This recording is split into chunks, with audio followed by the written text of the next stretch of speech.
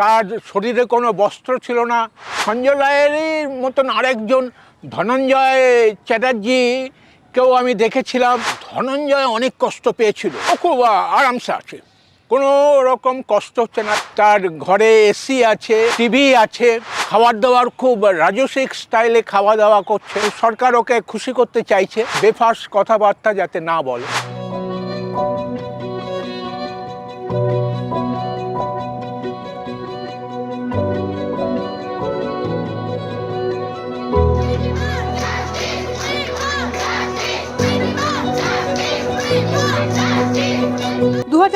সালের 9 অগস্ট আরজিকর হাসপাতালের এই ঘটনায় কলকাতা পুলিশের সিভিক সঞ্জয় রায়কে দোষী সাব্যস্ত করেছে শিয়ালদা আদালত। যাবজ্জীবন কারাবাসের সাজাপ্রাপ্ত সঞ্জয়কে রাখা হয়েছে আলিপুরের প্রেসিডেন্সি সংশোধনাগারে। ভালোই আছে, মানে খাওয়া দাওয়া ভালো পাচ্ছে। তো যদিও যাবজ্জীবন ওর জেল হয়েছে, তো সেই অনুযায়ী ওকে কিছু করতে হবে এবং তার জন্যে ও প্রত্যেক দিন সখানেক টাকাও পায়। কাজ টাজ হয়তো করছে, কাগজ কলমে করা উচিত, কারণ যারা কনভিক্টেড তাদেরকে কাজ করতে হবে এবং কাজ করার জন্য তারা পয়সাও পায়, ভালো পয়সা পায়।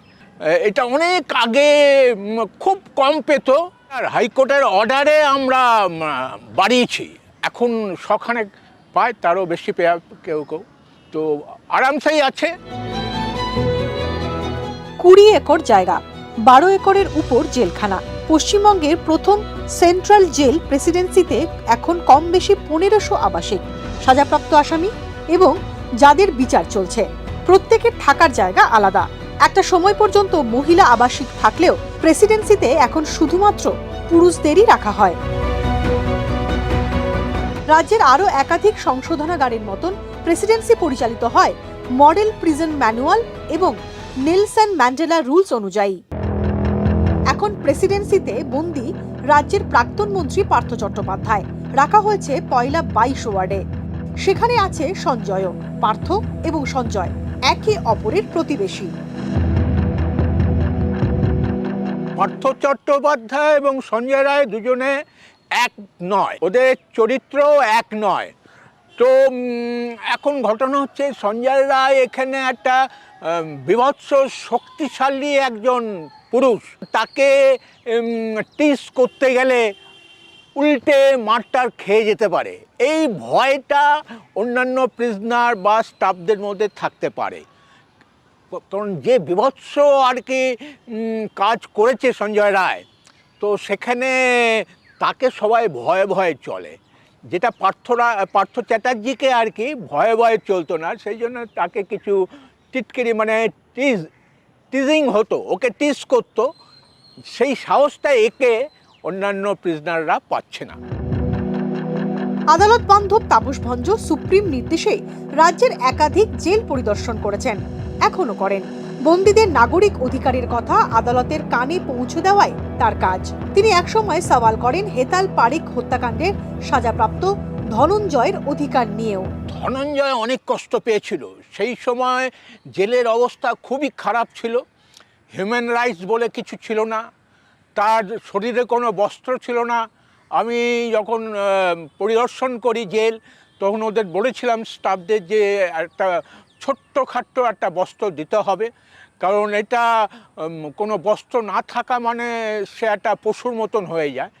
তো যখন ঘোরাফেরা করছিল সেরকমই লাগছিল, তো আমি তাদেরকে বলেছিলাম যে একটা বস্ত্র দিতে হবে, ছোট্ট একটা বস্ত্র দিতে হবে, যাতে তার লজ্জাটা নিবারণ হয়। কিন্তু এখানে সঞ্জয় রায় তো খুব আরামসে আছে, তার ঘরে এসি আছে, টিভি আছে, খাবার দাবার খুব রাজসিক স্টাইলে খাওয়া দাওয়া করছে। তো এটা হয়তো সরকার ওকে খুশি করতে চাইছে, যাতে বেফাঁস কথাবার্তা যাতে না বলে।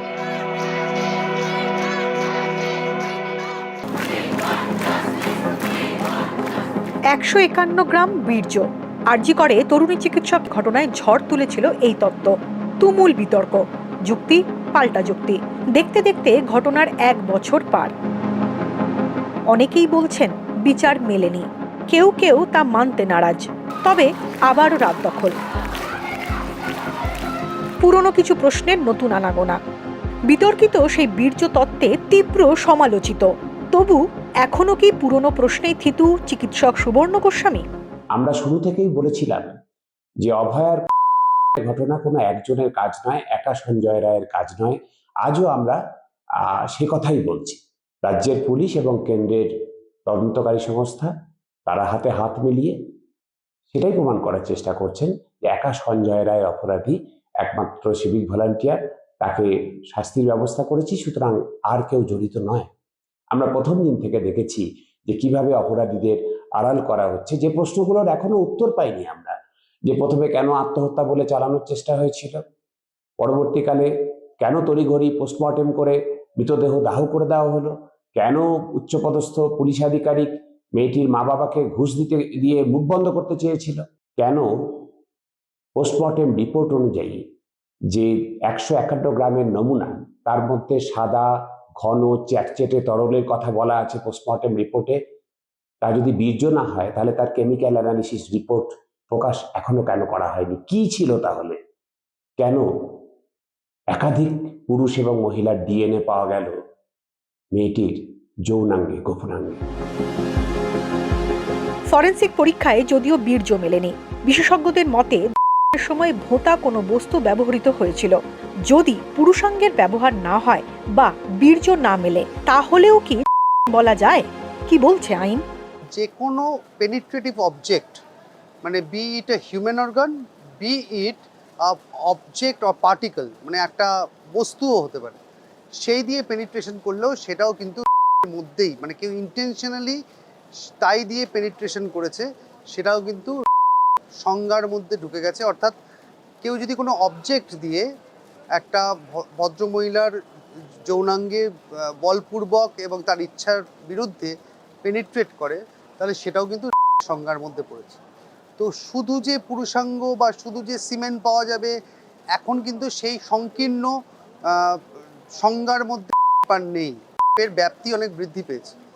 তাই জন্য অনেক সময় দেখবেন যে অনেক ঘটনা আছে যেখানে আঙুল দিয়ে মানে কোনো পেনিট্রেশন হয়েছে, তাও কিন্তু এর মধ্যে সংযুক্ত হয়েছে বা সংযোজন ঘটেছে। চলতি বছরের 20শে জানুয়ারি শিয়ালদহ আদালতে তরুণী চিকিৎসক ও ঘটনায় সঞ্জয় রায়কে দোষী সাব্যস্ত করে যাবজ্জীবন কারাদণ্ডের নির্দেশ দিয়েছে। তবে বছর ঘুরলেও নাছোড় কিছু প্রশ্ন যেন ঘুরে বেড়াচ্ছে এখনো।